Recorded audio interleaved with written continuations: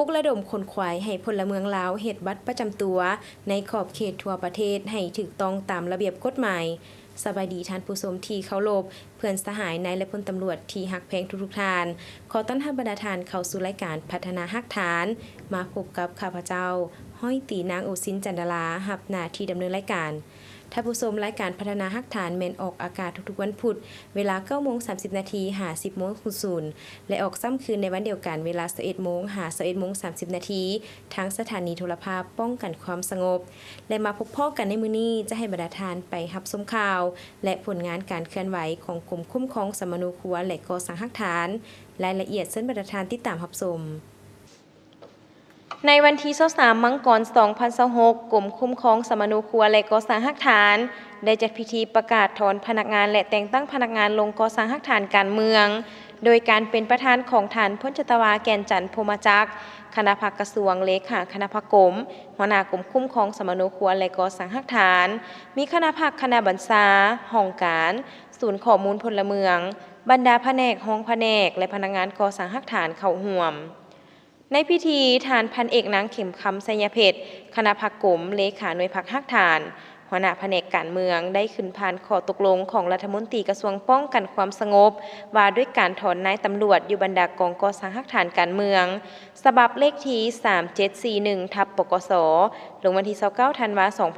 2025จำนวน106สหายข้อตกลงของรัฐมนตรีกระทรวงป้องกันความสงบว่าด้วยการแต่งตั้งนายตำรวจลงก่อสร้างฮักฐานการเมืองฉบับเลขที่3742/ปกสลงวันที่29ธันวาคม2025จำนวน64สหายและข้อตกลงของกรมใหญ่การเมืองป้องกันความสงบว่าด้วยการซับซ้อนนายตำรวจที่สำเร็จการก่อสร้างฮักฐานการเมืองที่ขึ้นกับกรมคุ้มครองสมณูครัวและก่อสร้างฮักฐานฉบับเลขที่302 303 304 305 306 307 308 309 310 311 312 313 314 315 316 317 318 319และ320/คกทลงวันที่21มังกร2026จำนวน58สหายให้บรรดากลุ่มใหญ่กรมวิทยาคารและกองบัญชาการปกสแขวงในขอบเขตทั่วประเทศในนี้มีห้องการเมืองกลุ่มใหญ่การเมืองป้องกันความสงบ4สหายกลุ่มใหญ่สันติบาล1สหายกลุ่มใหญ่ตำรวจ8สหายกลุ่มใหญ่พลาธิการ1สหายวิทยาคารการเมืองป้องกันความสงบ1สหายวิทยาคารตำรวจประชาชน1สหาย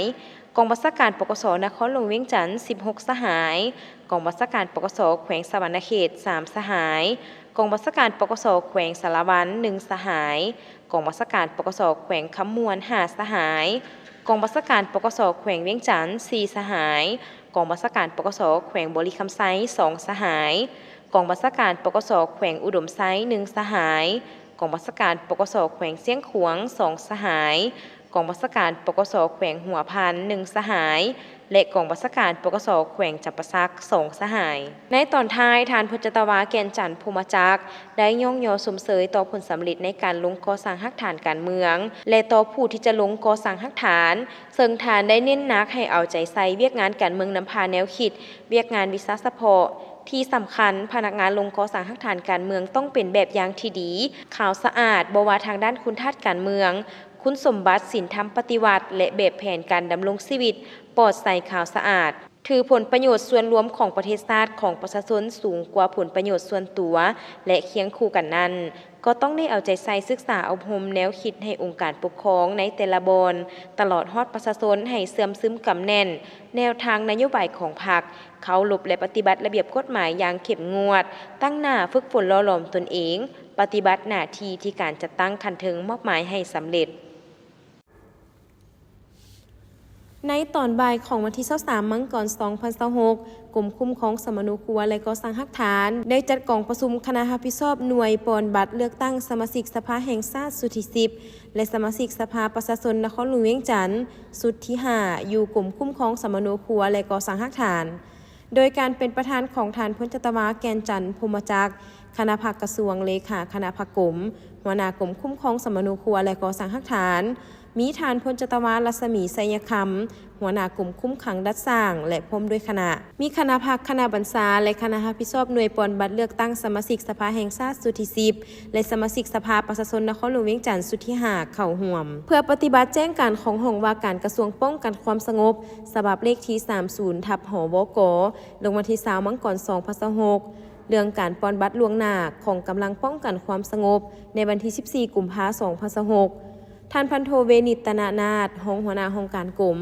ได้ขึ้นพานข้อตกลงว่าด้วยการแต่งตั้งคณะรับผิดชอบหน่วยปอนบัตรเลือกตั้งสมาชิกสภาแห่งชาติสุดที่10และสมาชิกสภาประชาชนนครหลวงเวียงจันทร์สุดที่5กลุ่มคุ้มครองสมนูครัวและก่อสร้างหลักฐานฉบับเลขที่644/คกทลงวันที่21มังกร2026และผ่านแผนการปอนบัตรเลือกตั้งสมาชิกสภาแห่งชาติสุดที่10และสมาชิกสภาประชาชนคันแขวงสุดที่5ของกลุ่มคุ้มครองสมนูครัวและก่อสร้างหลักฐานฉบับเลขที่643/คกทลงวันที่21มังกร2026จากนั้นกองประชุมก็ยังได้แลกเปลี่ยนคำคิดคำเห็นร่วมกันตื่มอีก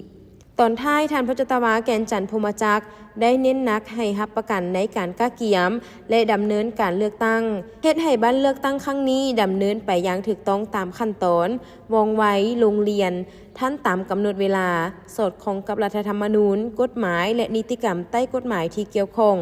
และมีผลสำเร็จตามคาดหมายที่วางไว้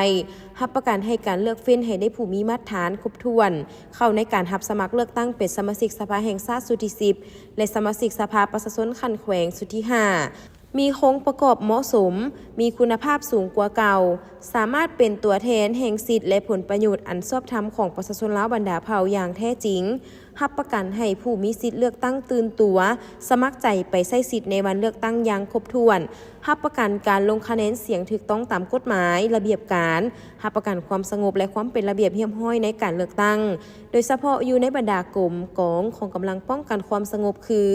ให้ผู้มีสิทธิ์ปอนบัตรมาใช้สิทธิ์ครบตามจำนวนบ่ให้มีบัตรตายและมีความสงบปลอดภัยในวันเลือกตั้ง 100% เพื่อรับประกันให้แก่การจัดตั้งดำเนินการเลือกตั้งบรรลุผลสำเร็จตามคาดหมายที่วางไว้กลุ่มคุ้มครองสมนูครัวและก่อสร้างหลักฐานกระทรวงป้องกันความสงบได้เปิดฝึกอบรมเวียกงานสื่อมวลชนให้นายและพลตำรวจที่กลุ่มคุ้มครองสมนูครัวและก่อสร้างหลักฐานในระหว่างวันที่20หาวันที่22มังกร2026เป็นเกียรติเข้าร่วมโดยพลจตวาแกนจันทร์พรหมจักรหัวหน้ากลุ่มคุ้มครองสมนูครัวและก่อสร้างหลักฐานมีบรรดาคณะภาคคณะบรรษานักสัมมนากรจากแผนกอ้อมข้างกลุ่มกองก่อสร้างหลักฐานและครูอาจารย์จากกลุ่มสื่อมวลชนเข้าร่วมพลจตวาแกนจันทร์พรหมจักรกล่าวเปิดพิธีว่าเวียกงานสื่อมวลชนเป็นเวียกงานหนึ่งที่สำคัญเพื่อแนะใส่ตอบสนองความเรียกร้องต้องการของหน้าที่การเมืองในระยะใหม่ยกระดับความรู้ความสามารถทางด้านวิชาเฉพาะให้แก่นายตำรวจมีความรับประกันทางด้านคุณภาพและกำได้หลักการในการป้องกันสกัดกั้นตอบต้านและแก้ไขอย่างทันการต่อการเคลื่อนไหวมั่งเพทำลายของกลุ่มคนบ่หวังดีพร้อมกันนั้นก็นำเอาบทเรียนทางด้านทฤษฎีและพฤติกรรมตัวจริงมาค้นคว้าแลกเปลี่ยนตีราคาถอดถอนบทเรียนเพื่อเป็นการปรับปรุงแก้ไขด้านเนื้อในหลักการและแบบแผนวิธีเฮ็ดเวียกให้มีความเป็นเอกภาพการในขอบเขตทั่วประเทศเข้าใจอย่างจะแจ้งลึกซึ้งต่อแนวทางนโยบายของพรรคกฎหมายของรัฐหน้าที่การเมืองของกรมกองสร้างได้ทัศนะแนวคิดลักมั่นสั้นเสื่อมั่นต่อการนำพาของพรรคเดินตามจุดหมายของสังคมนิยมและอุดมการณ์ของพรรคเสริมขยายท่าแท้อันดีงามของกำลังป้องกันความสงบในนี้กลุ่มคุ้มครองสมนูครัวและก่อสร้างหลักฐานได้จัดฝึกอบรมเวียกงานสื่อมวลชนเป็นเวลา3 วันมีนักสัมมนากรจากแผนกอ้อมข้างกลุ่มและกองก่อสร้างหลักฐานเข้าร่วม30สหายเพื่อเรียนรู้ทฤษฎีพื้นฐานสำหรับนักข่าว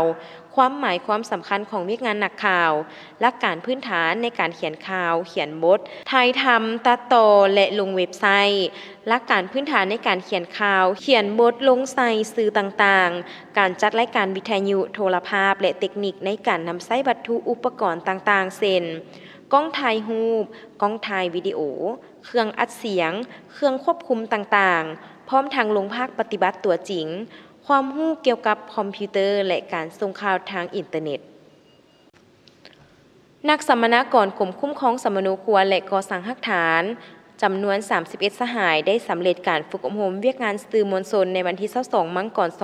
2026เป็นเกียรติเข้าร่วมและมอบใบยั่งยืนโดยพันเอกสมสนิทจันทวงศ์รองหัวหน้ากรมคุ้มครองสมณครัวและก่อสร้างหักฐาน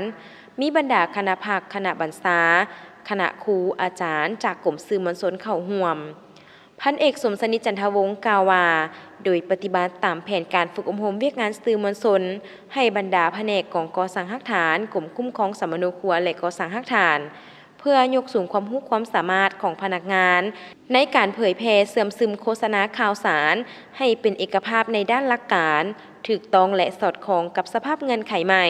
ในการจะตั้งปฏิบัติให้มีคุณภาพและมีผลสำเร็จสูงการฝึกอบรมในระยะ 3 วันนักสัมมนากรจำนวน 31 สหาย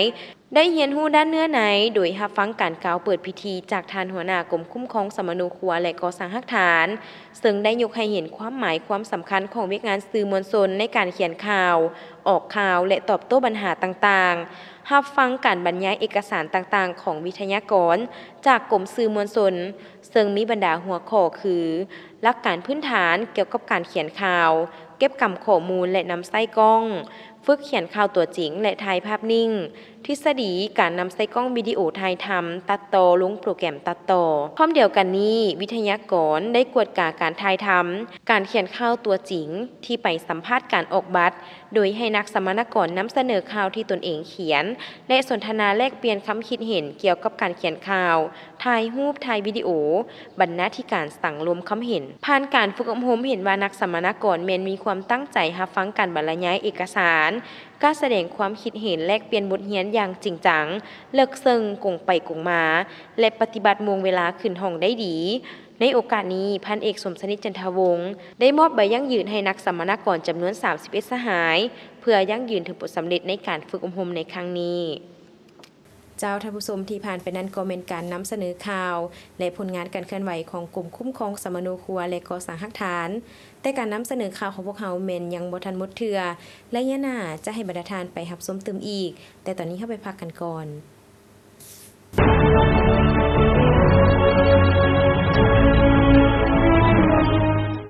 รายการพัฒนาหักฐานเป็นรายการหนึ่งที่นำเสนอเกี่ยวกับผลงานการเคลื่อนไหวเวียกงานวิสาสะพรในด้านต่างๆของกลุ่มคุ้มครองสมณครัวและก่อสร้างหักฐานกองก่อสร้างหักฐานการเมืองและบรรดาห้องคุ้มครองสมณครัวและก่อสร้างหักฐานอยู่บรรดาแขงการเคลื่อนไหวของกำลังปกสกลุ่มและปกสบ้านในขอบเขตทั่วประเทศโดยเฉพาะแมนเวียกงานคุ้มครองสมณครัว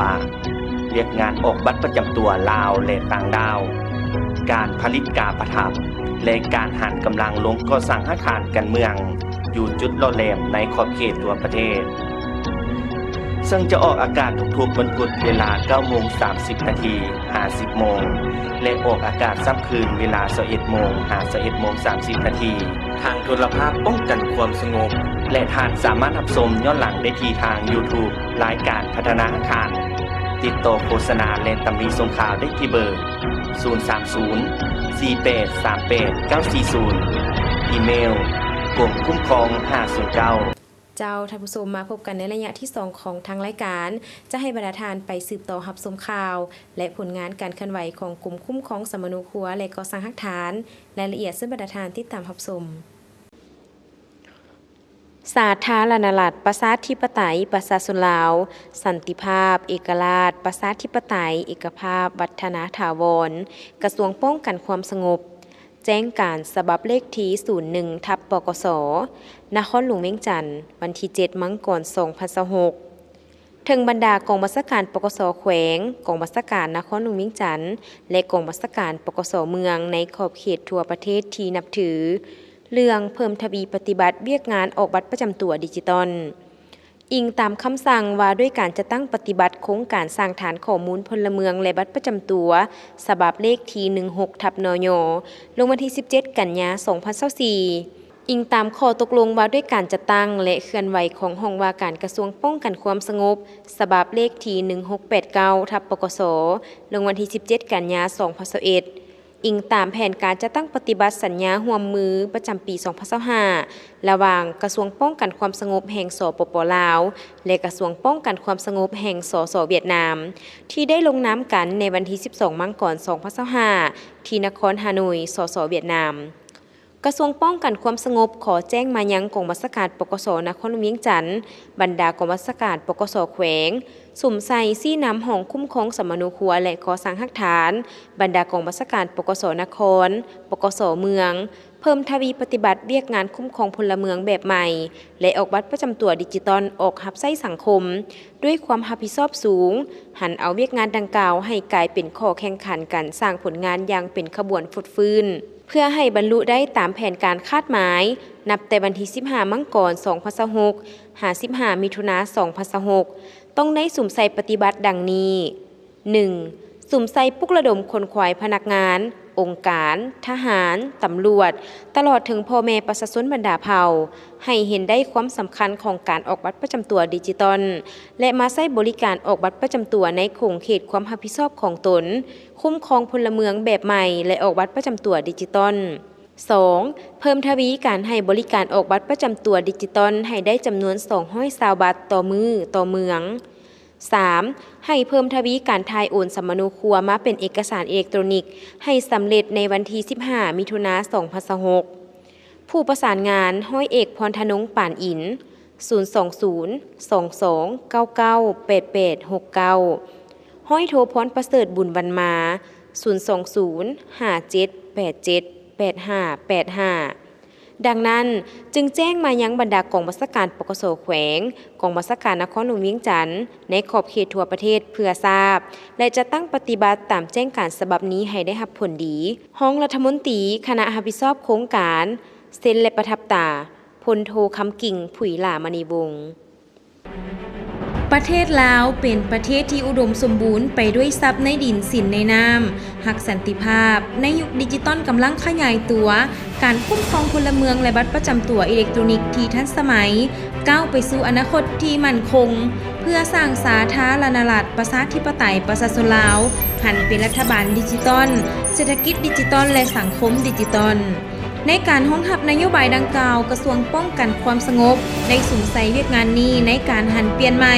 ในการคุ้มครองพลเมืองและบัตรประจำตัวแบบดิจิตอลให้กลายเป็นทันสมัยเทื่อละก้าวโดยได้รับการร่วมมือการเซ็นสัญญาจากกระทรวงตำรวจสังคมนิยมเวียดนามความจำเป็นต้องหันเป็นดิจิตอลในหลาย10 ปีผ่านมาการคุ้มครองสมนูครัวและบัตรประจำตัวอยู่สปป.ลาวคุ้มครองด้วยเอกสารและบันทึกแบบเจียสเห็นให้เวียกงานคุ้มครองรัฐคุ้มครองสังคมการบริการสาธารณะมีความซักซ่าการป้องกันอาชญากรรมเวียกงานแก้ไขปรากฏการณ์ย่อท่อของสังคมพบความยุ่งยากในระยะปี 1985 หาปี 1989 บัตรประจำตัวมีรูปแบบคล้ายคือปึ้มสมนูครัวท้ายปี 1989 หาปี 2001 บัตรประจำตัวแมนนำไส้บัตรเจี้ยเขียนด้วยมือทางด้านหลังประทับลายนิ้วมือปี 2002 ถึงปี 2014 ได้นำไส้บัตรพลาสติกสีขาวปี 2014 หาปี 2023 นำไส้บัตรพลาสติกสีเขียวแต่ยังบ่สามารถเชื่อมต่อข้อมูลกับภาคส่วนแขนงการอื่นได้กดปุ่มเริ่มปฏิบัติโครงการอย่างเป็นทางการเดือนกรกฎาคม 2024 เป็นช่วงระยะประวัติศาสตร์ที่ท่านโตเริ่มประธานประเทศสังคมนิยมเวียดนามปัจจุบันนี้ท่านเป็นเลขาธิการใหญ่พรรคคอมมิวนิสต์เวียดนามที่ได้เดินทางมาเยี่ยมยามสปป.ลาวอย่างเป็นทางการด้วยไมตรีจิตมิตรภาพวันที่ 11 กรกฎาคม 2024 การนำ2ประเทศได้กดปุ่มเพื่อเริ่มปฏิบัติโครงการอย่างเป็นทางการในวาระดังกล่าวการนำกระทรวงป้องกันความสงบของ2ประเทศก็ได้ลงนามเซ็นบันทึกความเข้าใจเกี่ยวกับการสร้างและปฏิบัติโครงการสร้างฐานข้อมูลพลเมืองและบัตรประจำตัวการเปิดตัวโครงการที่สำคัญนี้ได้กลายเป็นบัตร9อันใหญ่หลวงบ่เพียงแต่ทางด้านเทคโนโลยีเท่านั้นแต่ยังแสดงให้เห็นอย่างลึกซึ้งถึงวิสัยทัศน์ยุทธศาสตร์ของการหันเป็นดิจิตอลแห่งชาติในลาวรับใช้ประชาชนบริหารที่ทันสมัยพร้อมกันนั้นเพิ่มทวีการพัวพันมิตรภาพที่เป็นมูลเสื้อแบบพิเศษระหว่างลาวเวียดนามการพัฒนาขยายและจะตั้งปฏิบัติโครงการเ พื่อพันขยายจะตั้งปฏิบัติโครงการกระทรวงป้องกันความสงบลาวได้เป็นเจ้าภาพจัดกองประชุมเผยแพร่เสื่อมซึมการจัดตั้งปฏิบัติโครงการในทั่วประเทศประกาศใส่ข้อตกลงฉบับเลขที่1800/ปกสว่าด้วยการแต่งตั้งคณะรับผิดชอบโครงการนายกรัฐมนตรีแห่งสาธารณรัฐประชาธิปไตยประชาชนลาวได้ออกคำสั่งฉบับเลขที่16/นย.ลงวันที่17 กันยายน 2024ในนั้นมอบให้กระทรวงป้องกันความสงบลาวเป็นเจ้าการประสานสมทบกับบรรดากระทรวงแขนงการที่เกี่ยวข้องเพื่อจะตั้งปฏิบัติให้มีประสิทธิผลสูงภายใต้การชี้นำพาโดยกรมของกระทรวงป้องกันความสงบ2ประเทศกรมคุ้มครองสมโนครัวและก่อสร้างหลักฐานได้ประสานสมทบกับกรมตำรวจคุ้มครองบริหารเกี่ยวกับความเป็นระเบียบเรียบร้อยทั้งสังคมได้สร้างแผนการละเอียดกำหนดขั้นตอนและระยะเวลาจะตั้งปฏิบัติแต่ละหน้าเวียกของโครงการดังนี้ 1. ได้ออกข้อตกลงแต่งตั้งคณะรับผิดชอบลงสุขยุสวยบรรดาปกส.ขันแขวงในขอบเขตทั่วประเทศโดยซุ่มใส่การโอนไทยสำเนาสมโนครัวเป็นเอกสารอิเล็กทรอนิกส์นับแต่เดือนตุลาคม 2024 หาเดือนมิถุนายน 2025 สำเร็จสั่งรวมข้อมูลพลเมืองจากหลายแหล่งรวมทั้งการโอนไทยข้อมูลซึ่งสามารถสั่งรวมในเบื้องต้นแมน 6,391,220 คนในจำนวนพลเมือง 7,912,394 คนรวมอัตราส่วน 80.77% ในนี้ 4,879,526 คนครบเงื่อนไขกำหนดรหัสบุคคลในจำนวน 6,391,220 คนรวมเอา 76.34% การจัดตั้งปฏิบัติการโอนไทยสำเนาสมโนครัวเป็นเอกสารข้อมูลอิเล็กทรอนิกส์สามารถบรรลุได้มีดังนี้บรรดากองบัญชาการที่โอนไทยได้ 100% มีกองบัญชาการปกส.นครหลวงเวียงจันทร์กองบัญชาการปกส.แขวงไซสมบูรณ์กองบัญชาการปกส.แขวงคำมวนกองบัญชาการปกส.แขวงเวียงจันทร์กองบัญชาการปกส.แขวงสยามบุรีและกองบัญชาการปกส.แขวงจำปาสักบรรดากองบัญชาการที่โอนไทยได้ 60-80% มีกองบัญชาการปกส.แขวงเซกองกองบัญชาการปกส.แขวงเสียงขวงกองบัญชาการปกส.แขวงพงศาลีกองบัญชาการปกส.แขวงหลวงน้ำทากองบัญชาการปกส.แขวงหัวพันกองบัญชาการปกส.แขวงสวรรณเขตกองบัญชาการปกส.แขวงสารวันกองบัญชาการปกส.แขวงบริคำไซและกองบัญชาการปกส.แขวงบ่อแก้วกองบัญชาการปกส.แขวงหลวงพระบางโอนไทยได้ 52.79% กองบัญชาการปกส.แขวงอุดมไซโอนไทยได้ 50.52% และกองบัญชาการปกส.แขวงอัตตปือโอนไทยได้ 40.42% การสร้างนิติกรรมรับใช้โครงการได้ค้นคว้าบรรดานิติกรรมรับใช้โครงการ24ฉบับได้รับอนุมัติจากรัฐบาลและกระทรวงป้องกันความสงบ15ฉบับบนรายงาน60กว่าฉบับส่วนที่เหลือแมนอยู่ในขั้นตอนพิจารณาแต่ละแขนงการเพื่อรับใช้การจะตั้งปฏิบัติโครงการแต่ละระยะพื้นฐานโครงล่างก่อสร้างพื้นฐานโครงล่างของศูนย์ข้อมูลหลักและศูนย์ข้อมูลสำรองสำเร็จยกระดับความไวของสัญญาณอินเทอร์เน็ตขึ้นเป็น5 เมกะไบต์ทั่วประเทศติดตั้งซอฟต์แวร์การหันเป็นดิจิตอลเครื่องคอมพิวเตอร์ให้ปกส.ขันแขวงปกส.ขันเมืองในขอบเขตทั่วประเทศจำนวน444เครื่องในนี้ได้ติดตั้งเซิร์ฟเวอร์อุปกรณ์เครือข่ายอุปกรณ์ความปลอดภัยของสัญญาณอุปกรณ์เก็บลายนิ้วมือและกล้องถ่ายรูปเพื่อเก็บกำข้อมูลการออกบัตรประจำตัวด้านความปลอดภัยของระบบอุปกรณ์ทุกชนิดต้องได้รับการตรวจสอบความปลอดภัยข้อมูลก่อนนำใช้ระบบความปลอดภัยที่ทันสมัยทุกจุดเชื่อมต่อได้ติดตั้งอุปกรณ์ใส่รหัสข้อมูลเพื่อรับประกันความปลอดภัยของข้อมูลด้านบุคลากรกระทรวงป้องกันความสงบได้อนุมัติกงจักการจัดตั้งและบุคลากรของศูนย์ข้อมูลพลเมืองและบัตรประจำตัวปรับปรุงบอนเฮ็ดเวียกให้แก่ศูนย์ดังกล่าวสำเร็จโดยพื้นฐานประกอบบุคลากรทางด้าน IT ให้แก่กรมคุ้มครองสมโนครัวและก่อสร้างหลักฐานในระยะการหันเอกสารสมโนครัวเป็นดิจิตอลได้มีการฝึกอบรมให้พนักงานทั่วประเทศ333สหายแต่งตั้งคณะรับผิดชอบจากกรมคุ้มครองสมโนครัวและก่อสร้างหลักฐานไปช่วยเหลือปกส.ขันแขวงปกส.ขันเมืองในการติดตั้งแนะนำซอฟต์แวร์เชื่อมต่อสัญญาณและหันเป็นดิจิตอลเอกสารสมโนครัวในขอบเขตทั่วประเทศได้มีการฝึกอบรมให้พนักงานกรมคุ้มครองสมโนครัวและก่อสร้างหลักฐานในการเก็บออกบัตรประจำตัวส่งพนักงานไปฝึกอบรมอยู่สังคมนิยมเวียดนาม เกียมพิมพ์บัตรประจำตัวดิจิตอลได้ผ่านขยายเก็บกำข้อมูลพลเมืองเพื่อออกบัตรประจำตัวและพิมพ์บัตรประจำตัวเบื้องต้น 1,000 บาทก่อนจะผ่านขยายในขอบเขตทั่วประเทศมาฮอดวันที่25กรกฎาคมห้องว่าการสำนักงานนายกรัฐมนตรีได้ออกแจ้งการฉบับเลขที่1304ทับหสนยตามที่ชี้นำเกี่ยวกับการกำหนดวันที่30กรกฎาคม2025เป็นมื้อเปิดพิธีและประกาศนำใช้บัตรประจำตัวดิจิตอลอย่างเป็นทางการในขอบเขตทั่วประเทศฉะนั้นกระทรวงป้องกันความสงบมีความจำเป็นในการพัฒนาบัตรประจำตัวพลเมืองลาวฝั่ง10แบบใหม่ทันสมัยเป็นบัตรดิจิตอลนำใช้ง่ายต่อการยั่งยืนตัวตนของพลเมืองบัตรประจำตัวพลเมืองลาวแบบดิจิตอลนี้ประกอบมีส่วนสำคัญต่างๆดังต่อไปนี้มีเลขรหัสบุคคลมี13ตัวเลขแมนการยั่งยืนตัวตนของพลเมืองออกให้พลเมืองแต่ละคนนับแต่มื้อเกิดจนฮอดมื้อเสียชีวิตและบ่ซ้ำกับคนอื่นสามารถเสริมต่อปรับปรุงแบ่งปันและค้นหาข้อมูลพลเมืองในฐานข้อมูลรับประกันความลับความปลอดภัยสูงสุดด้านหน้ามีรูปแบบเครื่องหมายชาติรูปธาตุหลวงรูปดอกจำปาและรูปแผนที่รวมมี8สีขนาดแผ่นบัตรหลวงกว้าง 5.4 ซมดวงยาว 8.5 ซมความหนา 0.85 ซมเนื้อในของบัตรประจำตัวด้านหน้าและด้านหลังกำหนดตัวอักษรภาษาลาวภาษาอังกฤษสามารถเก็บกำข้อมูลได้หลายขึ้นมีความปลอดภัยสูงเพื่อป้องกันการปลอมแปลงสามารถเชื่อมโยงแลกเปลี่ยนข้อมูลกับภาคส่วนต่างๆได้อย่างมีประสิทธิภาพเก็บกำข้อมูลชีววิทยาเช่นการสแกนนิ้วมือ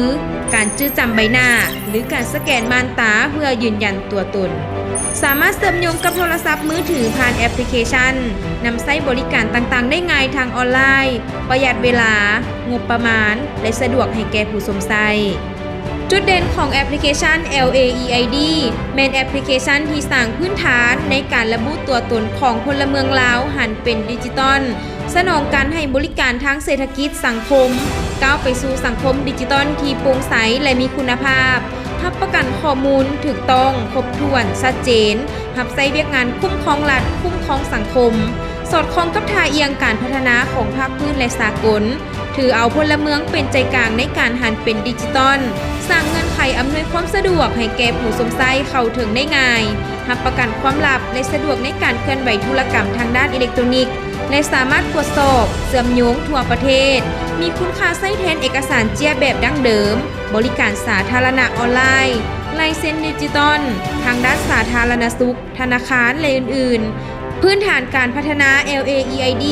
โดยอิงใส่พื้นฐานแอปพลิเคชันจากฐานข้อมูลพลเมืองและบัตรประจำตัวลดผ่อนขั้นตอนการประกอบเอกสารหลีกเลี่ยงการปลอมแปลงเส้นทางแห่งอนาคตสาธารณรัฐประชาธิปไตยประชาชนลาวก็คือกระทรวงป้องกันความสงบมีความมุ่งมั่นปรารถนาและมีความตัดสินใจสูงต่อกับการนำใช้เทคโนโลยีที่ทันสมัยเข้ามารับใช้เวียกงานวิชาเฉพาะของกรมกองเพื่อให้ทันกับยุคสมัยในสายตาอันตื่นเต้นดีใจของประชาชนทุกๆข้อมูลส่วนบุคคลได้ถูกเก็บกำอย่างถูกต้องอยู่ในฐานข้อมูลแห่งชาติแต่ละมือแต่ละชั่วโมงระบบคุ้มครองพลเมืองและบัตรประจำตัวดิจิตอลค่อยๆกระจายไปทั่วทุกๆคนในทั่วประเทศบัตรน้อยๆ1 บาทแต่เป็นข้อกระแจสำคัญเพื่อไขประตูสู่การบริการภาครัฐและเอกชนแบบออนไลน์ในอนาคตเป็นขีดหมายแห่งการหันเปลี่ยนในการคุ้มครองรัฐคุ้มครองสังคมผลสำเร็จของโครงการสร้างฐานข้อมูลพลเมืองและบัตรประจำตัวได้กลายเป็นสัญลักษณ์แห่งบาท9บุกทะลุแม่นย้อนพักเฮาได้วางแนวทางเปลี่ยนแปลงใหม่ออกอย่างถูกต้องและทันการสอดคล้องกับสภาวะความเป็นจริงของประเทศชาติและความมุ่งมั่นปรารถนาของประชาชนทั้งสอดคล้องกับการหันเปลี่ยนของสภาพแวดล้อมสากลผลสำเร็จนั้นแม้นความตัดสินใจสูงของการนำกระทรวงป้องกันความสงบนับแต่ศูนย์กลางฮอดท้องถิ่นในขอบเขตทั่วประเทศและการร่วมมือของพนักงานนักรบที่ได้สุ่มเหือแหงเข้าในเวียกงานที่ภาครัฐมอบหมายให้แม้นการร่วมมือกันระหว่างสองชาติลาวเวียดนามร่วมกันสร้างอนาคตดิจิตอลที่มั่นคงโครงการสร้างฐานคุ้มครองข้อมูลพลเมืองและบัตรประจำตัวจะยังคงเป็นเส้นทางที่เต็มไปด้วยความยุ่งยากและท้าทายแต่เป็นความภาคภูมิใจที่จะนำเอาความผาสุกมาสู่ประชาชนของสาธารณรัฐประชาธิปไตยประชาชนลาวชาวเวียดนามเขาหาแข่งกันแต่ดึกดำบรรพ์มานาน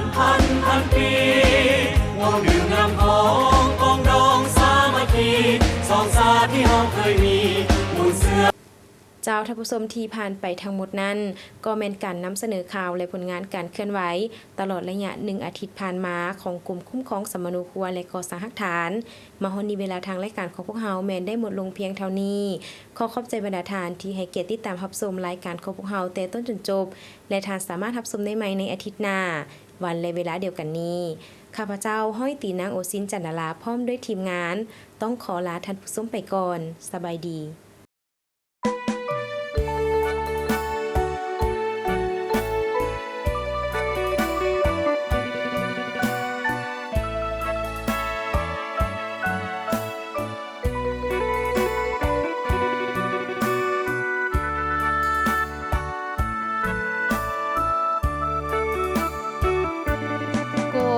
คุ้มครองสร้างตั้งที่8 สิงหาได้หมุนเวียนมาครบรอบ40 ปี1978 2018ครบรอบพอดี